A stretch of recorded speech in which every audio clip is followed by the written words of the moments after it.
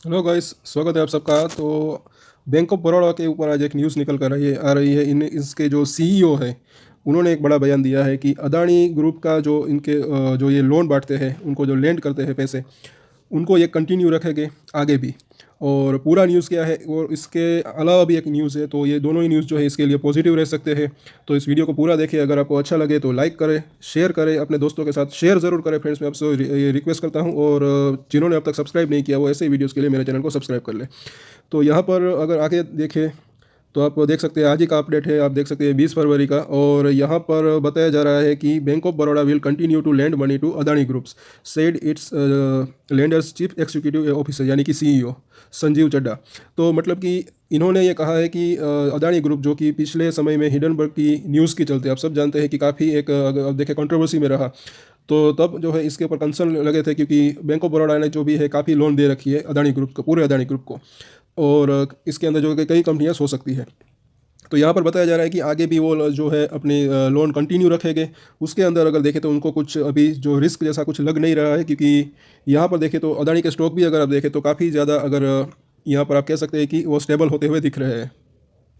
और यहाँ पर आगे बताया जा रहा है कि मतलब कि ये वही चीज़ है कि बिज़नेस के अंदर अगर देखें तो ये गुड टाइम और बैड टाइम जो है वो आते रहते हैं, लेकिन उसके अंदर देखें तो हम अभी इसका कुछ कंसर्न नहीं है। और यहाँ पर देखें तो अदानी ग्रुप ने एक प्रोजेक्ट जीता था 5,000 करोड़ के आसपास का जो प्रोजेक्ट है, जो कि धारावी रीडेवलपमेंट प्रोजेक्ट है। उनको जो है जीतने के बाद उसको लोन जो है लेंडर्स वो और कंटिन्यू रख सकते हैं वहाँ पर।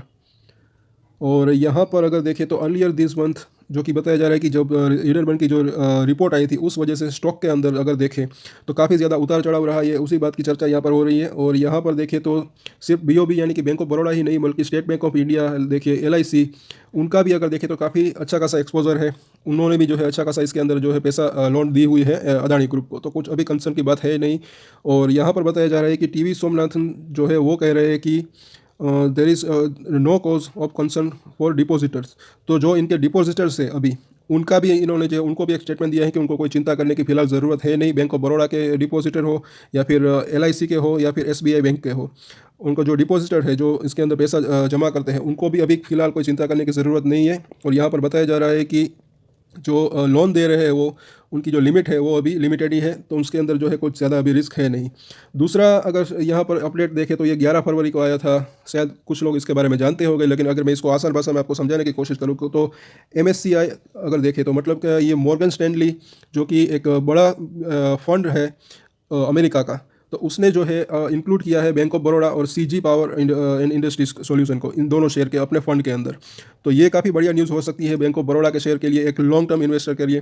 तो मॉर्गन स्टैनली जो है वो इसके ऊपर पॉजिटिव रहा है, क्योंकि इसके जो Q3 के रिजल्ट आए थे उसके ऊपर आई थिंक मैंने वीडियो बनाया था, काफ़ी बढ़िया रिजल्ट आए थे। और आने वाला फ्यूचर जो है अच्छा खासा रह सकता है बैंक ऑफ बड़ौदा का।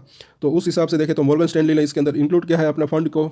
और यहाँ पर कुछ डिटेल्स दी गई है कि इस फंड के मतलब ये जो मॉर्गन स्टैनली है उनके फंड के अंदर इनकी जो ये बैंक ऑफ बड़ौदा की वैल्यू इतनी जो है इंक्लूड होगी। और सीजी पावर की अगर देखें तो 145 मिलियन डॉलर, और ये बैंक ऑफ बड़ौदा की 161 मिलियन डॉलर। ये इतना पैसा शेयर होल्डर मतलब कि इतने रुपए के शेयर नहीं खरीदेंगे, लेकिन इतनी जो वैल्यू है वो उस फंड की, जो एमएससीआई का जो फंड है उसकी उसके अंदर जो इतनी इतनी वैल्यू जो है इंक्लूड होगी। ये चीज़ बताई जा रही है यहाँ पर।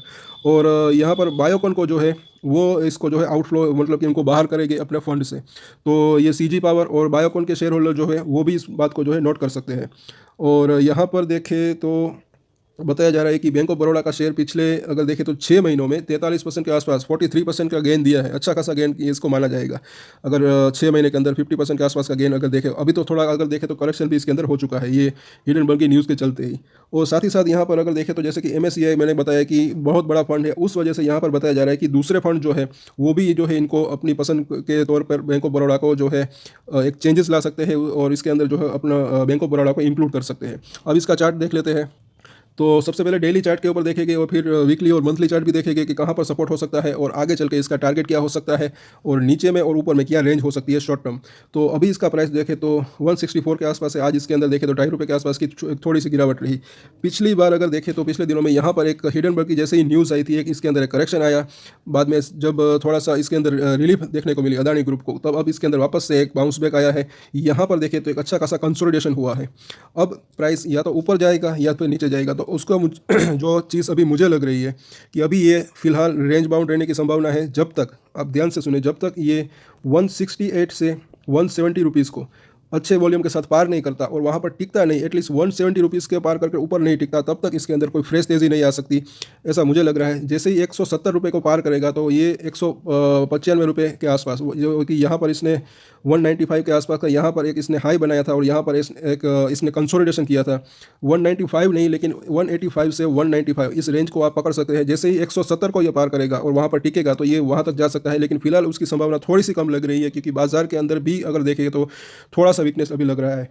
और नीचे में अब सपोर्ट कहाँ हो सकता है उसकी भी हम चर्चा करेंगे। तो सबसे पहले तो इसका मैंने वीकली चार्ट लगाया है, उसको भी हम ज़रा देख लेते हैं।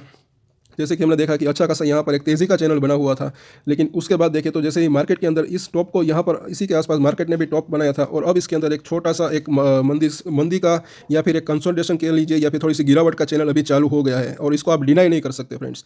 जैसे कि यहाँ पर अगर आप देखें तो ये हायर हाई बना रहा था और अब एक देखें तो ये लोअर हाई कहीं ना कहीं ये बना रहा है।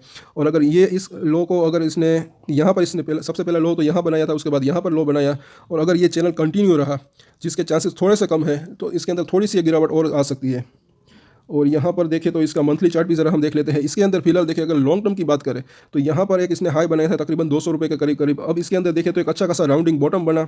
यहाँ पर अगर देखें तो कोविड का टाइम जब था तब से लेकर अब तक इसके अंदर एक फिर से इसने 200 रुपये का हाई बनाया है, लेकिन वहाँ पर टिक नहीं पाया फिलहाल अगर देखें तो। और यहाँ पर इसका 21 दिनों का 21 मंथ का जो मूविंग एवरेज जो कि 125 रुपये है, ये हर महीने अगर देखें तो चेंज होता रहता है, तो आने वाले महीनों में अगर 130 के आसपास होगा।